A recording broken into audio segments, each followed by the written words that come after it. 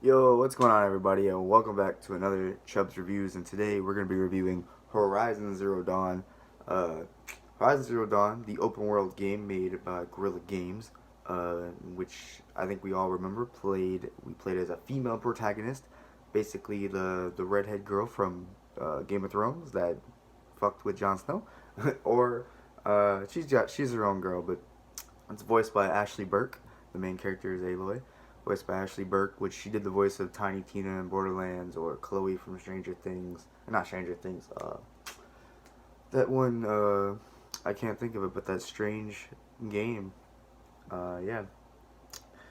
Anyway, Horizon Zero Dawn, open world game where you use a bow set in a world in which robots or robotics animals have taken over dinosaurs, even just all types of robotic dinosaurs. It was actually that's quite interesting. I haven't played this game the most recent of times. I played it a little bit after I played The Witcher originally. I recently did a Witcher 3 review. I recently replayed Blood and Wine, which then made me and also watched some of my friends play through The Witcher for the very first time, and that's why I did a Witcher review, and now I'm on Horizon Zero Dawn. So this isn't the most fresh game off my memory, but that's sometimes how I like to review my games, and it's discussion, and that's one of my complaints about this game is it's not super memorable. I mean, the core game was. I don't know if you guys can hear those sirens, but like compared to like The Witcher's side quest, like I know I should be comparing games, I guess, but well, they're open world games. Should compare them. Horizon Zero Dawn's side quests were not very memorable. They're good, probably. Not probably. They were decent. The main story is what kept you going. The interest in the world.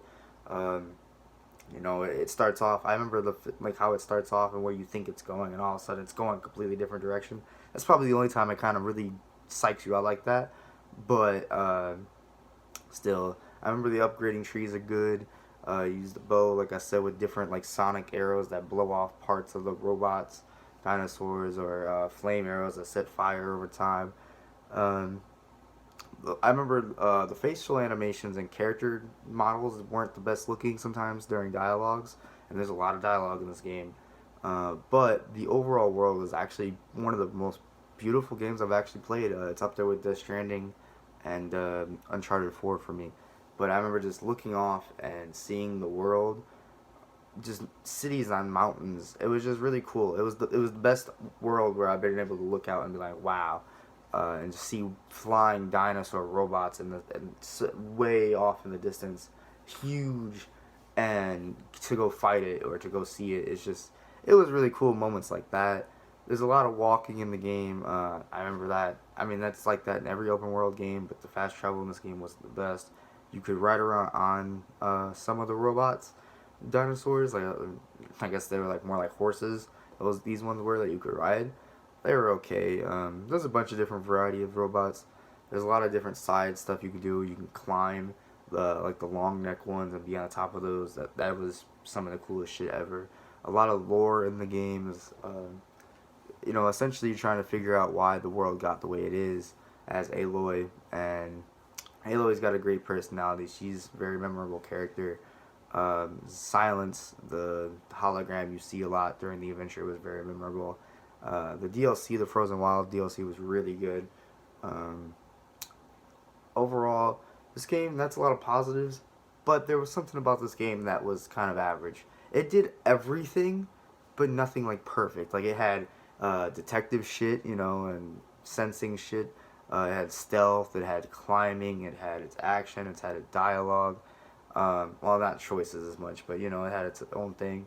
It had like everything every game had, and into one, and it did some things, actually it really didn't do anything like exceedingly well. It was out of nowhere. No one expected Horizon Zero Dawn to be great, and I feel like it got a lot of hype when it first came out, and it's deserved to a degree. I don't think this game is like it's not a 9 or a 10 for me. Um, as an open world game, it's just not. The overall story was good, but it still wasn't the most memorable thing. I don't remember the final boss being that cool. I remember them actually reusing the fucking death machine boss or whatever like 3 times. It like the game kind of dragged on for me a bit more than other games would. It's still all right. It was still a good game. Would recommend for like $15, 20 maybe. on sale. Especially now. It's been a couple of years since the game came out, 2 maybe. And I'm definitely excited for the next one. It's a complete story. There is no cliffhanger or nothing, but there's still interest for another game. Uh, and the world itself, the idea was awesome. Robot dinosaurs fighting with bows is cool. Some of the final battles were cool, but I do just like the final battles themselves, not the bosses. But overall, this game was it was just good, and a good rating for me. Final verdict on this game is a 7 out of 10. It's a strong 7. Don't get me wrong, it's almost up there, but not the most memorable stuff. I did get my money's worth. It's a good game. I've played better open world games, but it's a good start. I think this game, like I said, came out of nowhere, and that's good for what it is, a random IP. Another PlayStation exclusive. Thank you guys so much for watching. Please like, comment, subscribe. Just peace out.